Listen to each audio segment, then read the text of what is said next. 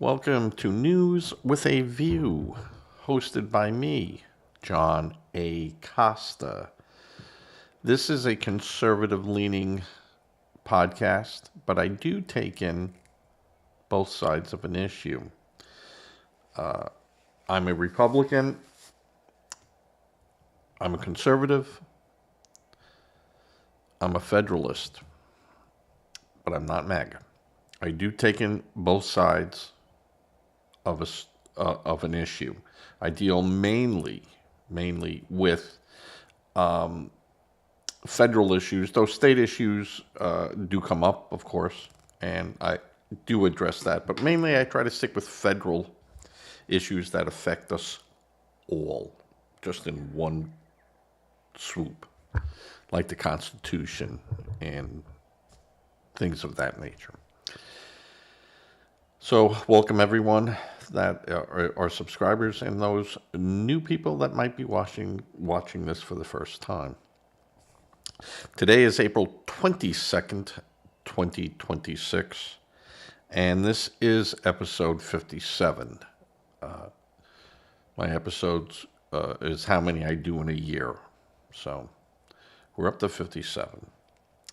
Today's topics are going to be more resignations coming out of the House of Representatives. Something that I don't normally go into is what I consider tabloid news, but this has to do with the Clintons, and it's interesting, but I thought I'd just throw that out there today. The third thing will be Republicans fear the Democrats will do a complete government shutdown in October as a means of a tactic for the midterms. And I'll explain why that is and what I think about it. Then I'll talk about the redistricting vote in Virginia that took place. And of course, that's a state issue, but it has consequences in the House of Representatives. So it's important. That's why I said this is some state issues reach out further. And then, of course, we'll talk about Iran and what's going on and what I think. What I think. So I have all the answers, folks. I know it all. If only they would listen to me, starting with Bob in New York. All right, let's get with it. The Democrat Florida Congresswoman Sheila McCormick announced yesterday that she is resigning from Congress now. McCormick has been charged with fraud in the use of federal funds. So she misappropriated funds that was meant to be distributed through her office. And she became one of the people that are on the naughty list of doing the wrong thing. Now, she hasn't been found guilty yet, but she did know that the House of Representative Ethics Committee were making the recommendation to expel her. So instead of being expelled, she resigned. And this seems to be an ongoing trend right now in Congress. And we've seen a lot of people that have resigned due to shenanigans with money or shenanigans with people of the opposite sex. So Florida just seems to have their problem right now. Allegations against Florida Republican Corey Mills, he has always been a lightning rod of allegations. resulting now of the House Ethics Committee investigation into his conduct. So the House, of course, has a committee, and it's bipartisan, and they are investigating it. What are they investigation? Alleged allegations of financial and sexual misconducts. So you have Nancy Mace from South Carolina, yelling that, and she's a Republican. This is it, and this guy has to go. He's no good. But there's an ethics committee that really brings the hammer down. Now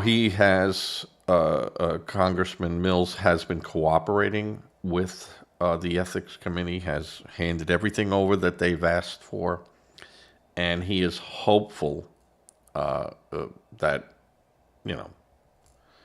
this ends it. That he gave all this information and he's cooperated. So there's been no instance where they said that I know of or has been reported. I apologize. I still have my allergies bad as ever, and I was working outside. But he has cooperated fully with the committee. So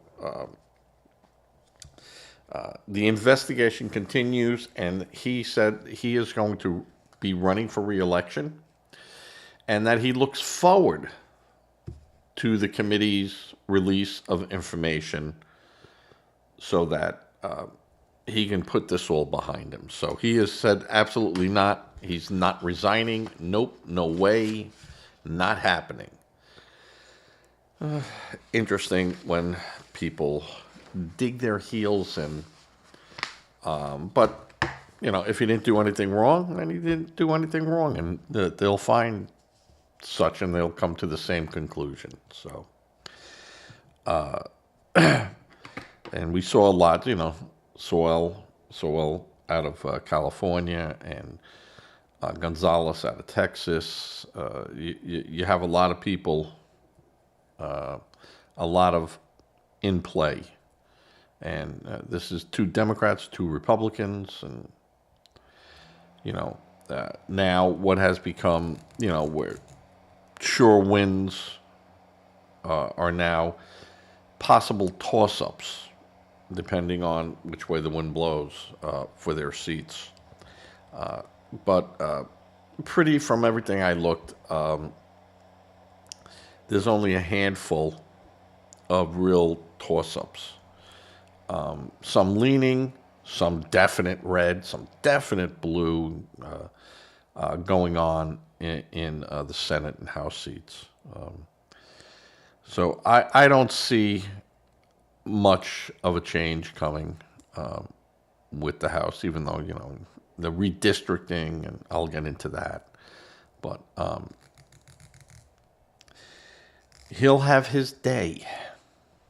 He will have his day. Now, Nancy Mace is also being investigated because she had made some pretty serious allegations against people, and it's pretty wacky. But you can look up Nancy Mace. I did a little thing on her way before when this first came out with her. I'm not sure if, in the electrical terms, she is completely grounded correctly, but what do I know? I don't know what I don't know. All right. 9 minutes of dribble on that. I'm going to try to make this a short show today. And I got people in the house doing some work, so we might be hearing stuff, and I'm going to just plow on through it, and because it's right underneath us where this noise will take place, and I don't have a choice. I got to do it. All right. Now, I talked about. Oh, there it is. You can hear it in the background. Not too bad. A lot. A lot. better than what I thought it was going to be. I said I don't really handle tabloid news. I don't like it. It's doesn't affect us, and this really doesn't affect anyone. It's just more Hillary, and this is why Hillary. I don't always trust what she says. I'm a skeptic. I don't trust what a lot of people say, Republicans or Democrats. Um, I can be a bit of a dick when it comes to stuff like that. All right, so there was a reporter, Christopher Sine, who broke a story about Hillary Clinton in 2016, and this had to do with her meeting at the time Attorney General Loretta Lynch on the airport tarmac, that they just happened to run into one another, and there was a conversation. Now, Hillary was being investigated, and there was a lot of talk about, whether or not her emails, and I even said back then that this was a nonsense thing, but I didn't have my podcast back then, but I said to people, people have used email servers before, and off, on, and it was always loosey-goosey, and when you send an email, you assume everyone in the world is reading it. But Christopher Sine broke the story about her being in they did their meeting in the airplane, and they were, in essence, sequestered. And there was a lot of going around. Did Bill Clinton use his leverage to try to stop an investigation of Hillary's private email server when she was leading the State Department? Well, he committed suicide during this period. And the family, the wife had him cremated like 2 days later. And the family, meaning the mother of Christopher Sine, wanted to know, was there an autopsy? Was anything done? And this was, she said the Sine's wife was very aloof on the situation. Now, of course, you have a suicide, and you're the wife, and you're saying, what happened? Everything was fine, or at least, she went and said there was he wasn't depressed, he didn't leave a note, he didn't do this, he never showed any signs. He had a life insurance policy that paid everything off, so, people were suspicious. She got married, I think, a year later, which, again, hey, that happens all the time. Someone passes away, and the husband or the wife finds someone, and they connect, and it happens. But in this case, with the Clintons, this was the 46th death of someone that was in the Clinton perimeters. Now, I looked it up real quick because I was reading the story, and I'm like, wow, all right, let me look this up. And there were 46 deaths. Were the Clintons involved? Was someone involved? Was he murdered? Did he kill himself? And that's the question, but it can never be answered. So it's one of these, stupid things that you look at and you go, well, again, like I said, you don't know what you don't know, but there's no way of finding it out unless someone actually comes out and says, yeah, we offed the guy. Or the wife said, yeah, he kept telling me I was unhappy. I had a boyfriend. He knew about it. We were trying to work it out, but he was very unhappy and he killed himself. Don't know, because this hasn't happened. So I just found it interesting, not going anywhere. The family can't do anything about it. And this is, how many years now? 10 years. It's now 2026, and this happened in 2016. And the family's just coming forward now. It must be a book coming out on this. So that's how I look at it. All right, so I got my Clinton dig in. All right. So Republicans are saying that Senator Schumer is positioning the Democrats for a shutdown of the government in October.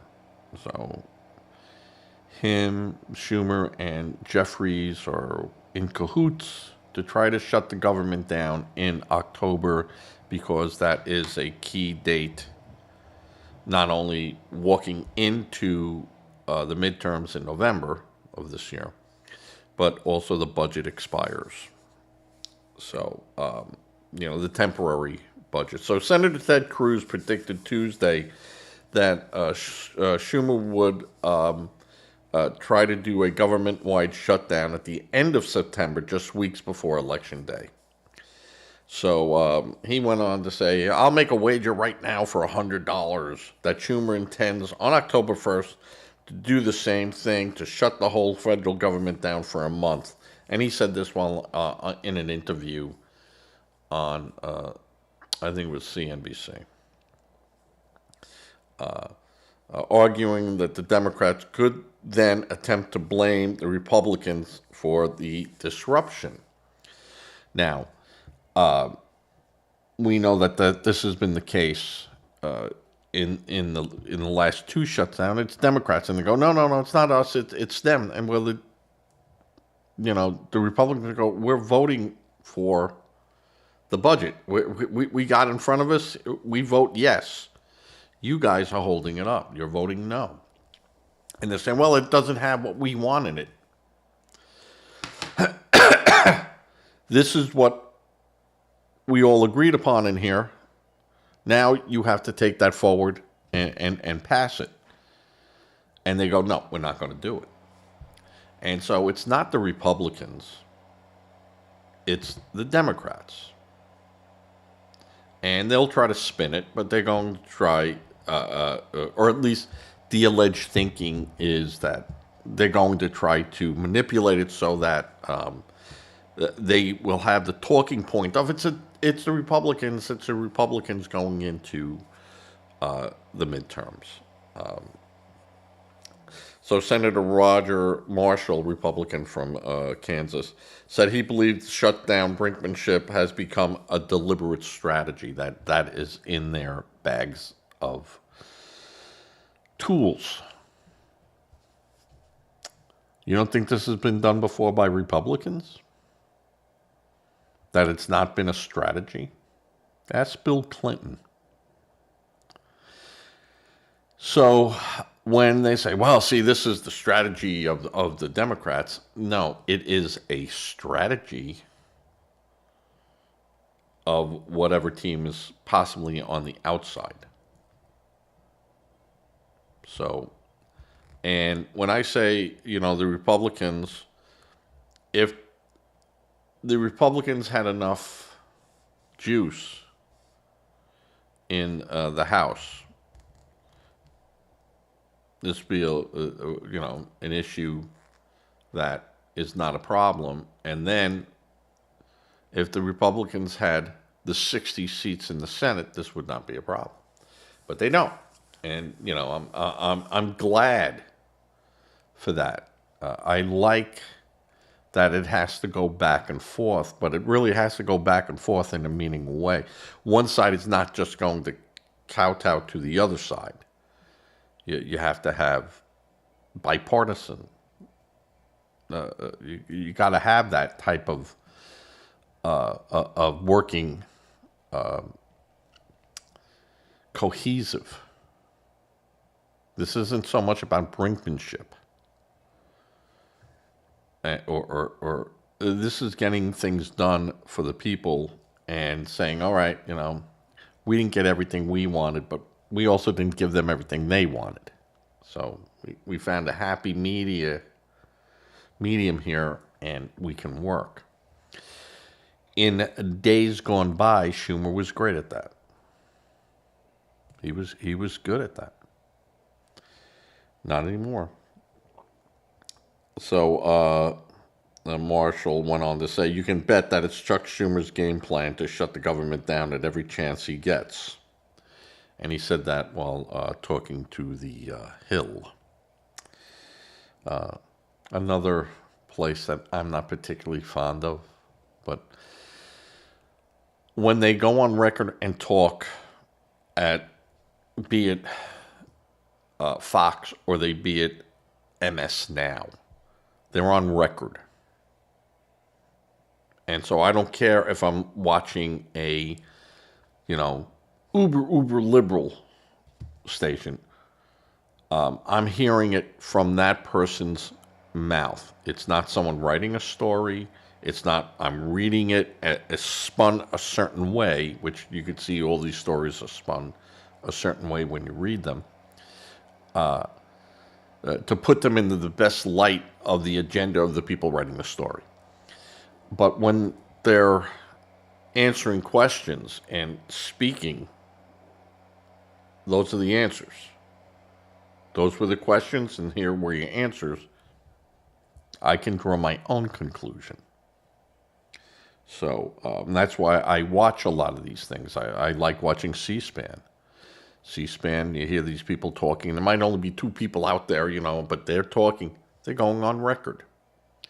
And by going on record, you can search and you can bring stuff up now and go, hey, but in 2013, here you are saying this.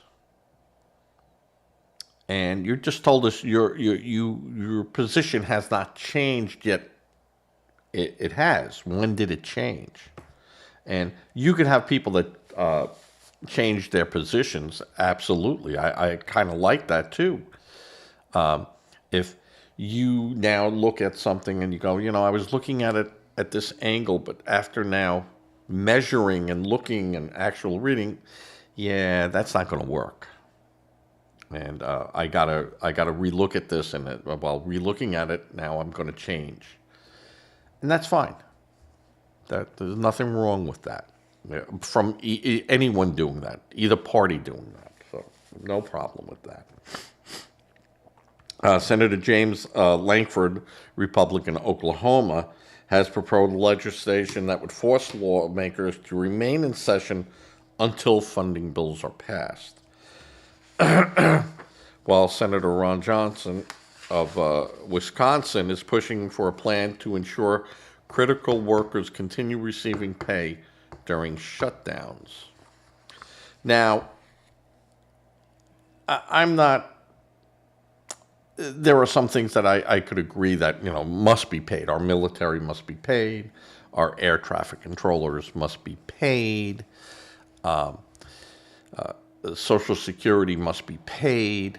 Medicare and Medicaid must be paid, because that is affecting, everyone. There are critical Homeland Defense, Homeland Security has to be. The Democrats, however, rejected the accusations of they're playing games here, arguing they are using the limited leverage in a GOP-controlled Washington to push policy priorities. Well, it's their priorities. They're not in power. So they're upset, just like the GOP was upset, you know, when they weren't in power. So this is kind of normal, but the Democrats now are openly saying we're going to use these people as pawns. And they have no reservations about doing that and no conscience about doing that. They don't care who they hurt. They'll hurt their own. They'll hurt everyone else. You know, I'm going to take my marbles and I'm leaving the playground. So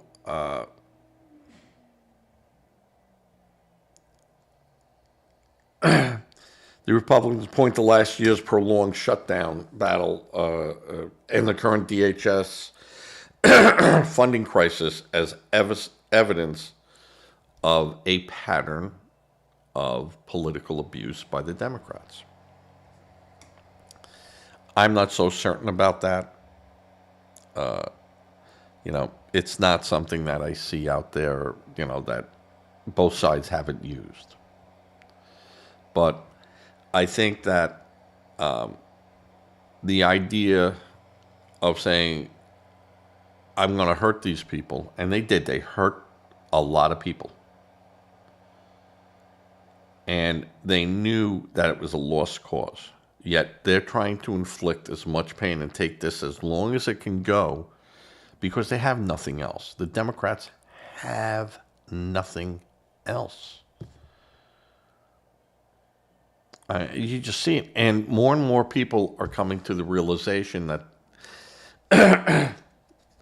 all right, yeah, you're crying about this, you're crying about that, but why are you hurting us about it? And why didn't you handle it when you guys were in power?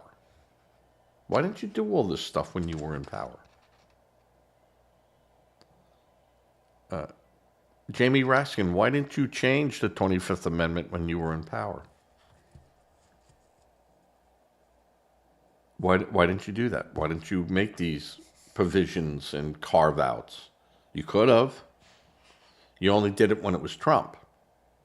You didn't do it when Joe Biden was babbling away and shutting the government down at 11:30 in the morning, shutting the White House down, because he had to take his nap and have his pudding. So, America is wise to you guys, and this is not the time to be pulling this nonsense. And they're not going to stand for it. And there's going to be a huge price to pay, Democrats, in your brand. And it's already happening. Already happening. It's no stopping it. You guys are in big trouble. And instead of trying to get back to a center, you guys now are again, you were going toward the left by 10 degrees. So instead of coming back to zero, now you've gone 20 degrees. You think that's going to get you in. And it's not. And you don't see it. Or if you're seeing it, you're refusing to look at where you're going with it. Yeah, we're on a ship. I see the iceberg. You know, I'm going to go like this, so I don't see it, and we'll go through it, you know.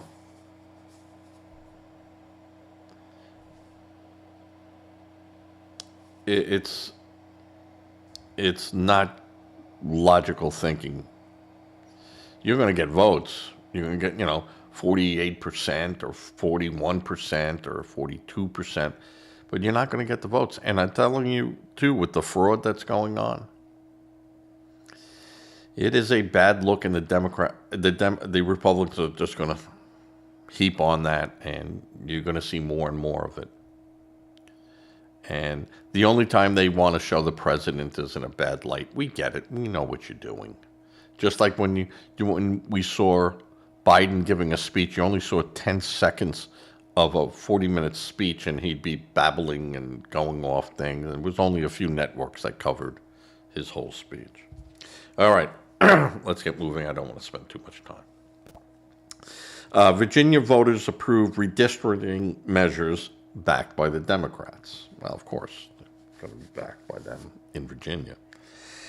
The new House map expands Democrats' 6-5 advantage in the state's congressional delegation to a 10-1 edge, a significant boost in the battle for the control of Congress this fall.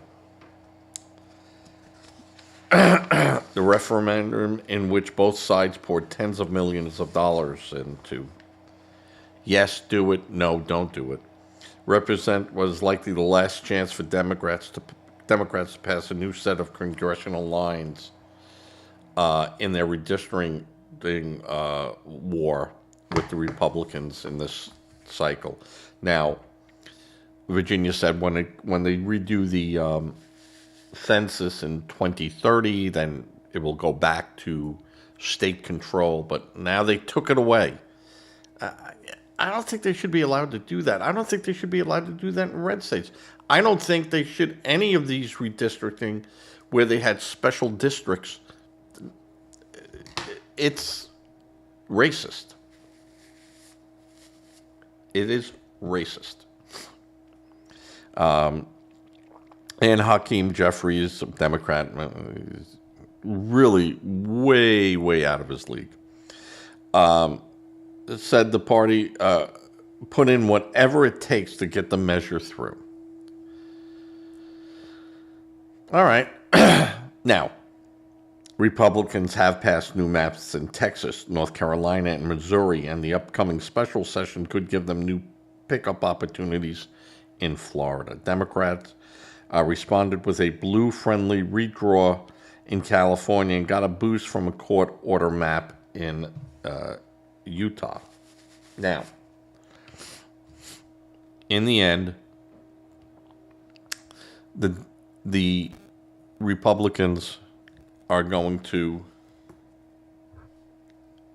win this battle.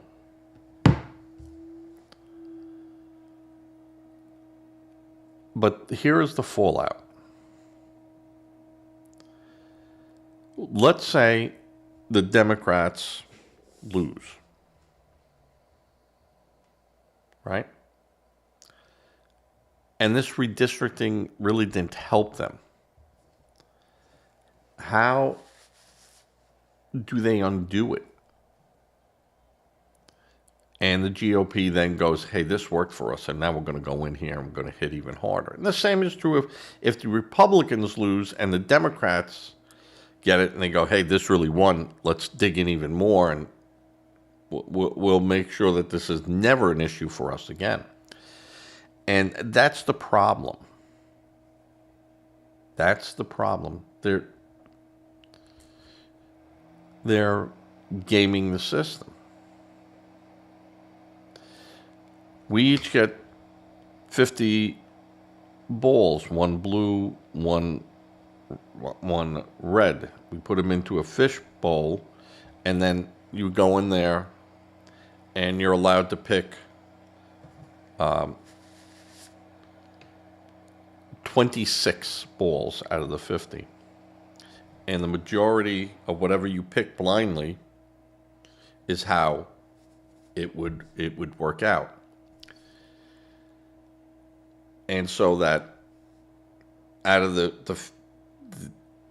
25 and 25, you want to go, again, I'm sorry, you want to go where there's an odd number, 20, so you pick 25. And if you got the majority blue, well, then the blue. If you got the majority of the red, then it's red. But if you go ahead and go, I'm going to put 100 blue in there and only 20 red, or 28 red, the chances of me picking all 28 red to skew the count for 50. Well, that's not in my favor anymore. And it's not in anyone's favor. It's not a true representation. And that's what redistricting is. It's one side trying to take advantage of the other side. Be it red, be it blue. Doesn't matter. It's math. So it is not a very good look for either side to be doing something like this. You know, you get down to one person, one vote. And in redistricting, where you've created congressional spots by fragmenting and go, nope, well, we got to have one for Hispanic. We got to have one for blacks. This is already white, so we don't care about that. And it gives an unfair advantage. And, you got people going, well, look at the population. It's mainly of white people. They're all citizen, one person, one vote.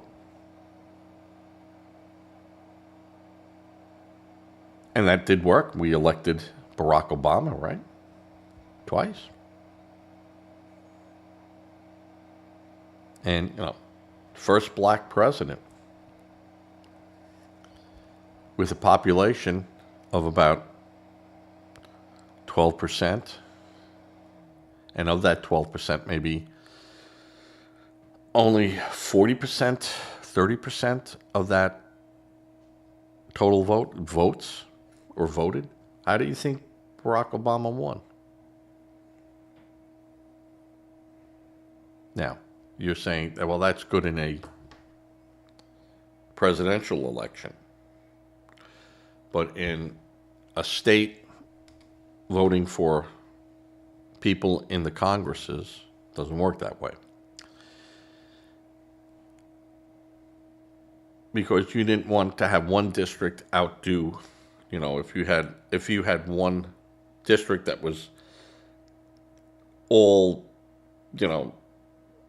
millionaires, and you had another district over here that was all poor, and the millionaires go, well, I don't want to pay any taxes, shove it on the poor, and you vote in a person that would then go, yep, we're going to make a law here, we're going to change it. This is on the state level.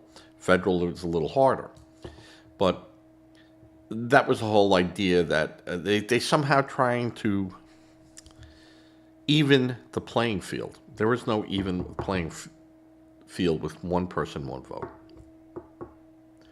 And districts need to be represented, but those districts are the district. You had planning commissions, you had people that it was their job to set those, and they are now overstepping that and going, well, we're putting it to a vote to the people, and we're going to put it that way. And, they go, that's true democracy, and that's mob rule. Because let's put out there, I want to make something illegal that is not protected by the Constitution. The Constitution rules over the state, so you can't say, well, I want to bring back slavery. Well, that's not going to happen, because the Constitution expressly says, no, you can't do that. So, but you could make up rules for a state to say, no abortion, right? No birth control, no vaccinations. There's nothing stopping that from happening if you got all the district and all the legislators in every district to go towards your agenda. So that's why you want kind of a mix, but you had people that were elected to set those lines, and there was a method to the madness through the census. And now they kind of gone away from that, and saying no. And a lot of people are saying the census wasn't correctly done. It asked questions that it should not have been asking, other than, are you a citizen? And that is a major flaw with our census, and I believe that will be corrected. But in the meantime, we have this nonsense. And if you were to elect one group in by this, let's say the Republicans win, and they truly win a majority, a real majority. And they go, nope, nope. Yeah, I hear you squawking over there. Squawk all you want. Hand vote, boom, boom. We have 60 votes in the Senate. It passes. It passes in the House of Representatives, gets kicked up to the Senate, and the Senate passes it because we have the majority. And now we say, we're going to change how this is. We're going to change how that is. We're going to do this. And then try to undo it. Good luck. And that goes both ways. That's why it's very dangerous, and why I've said before that the most important vote is not for the president. It's for the people that make the laws. The president's just a cheerleader for their team. That's it. That's all they are.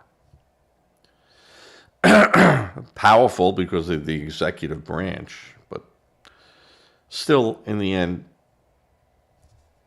just really up there to rah-rah our agenda. All right. Something to think about.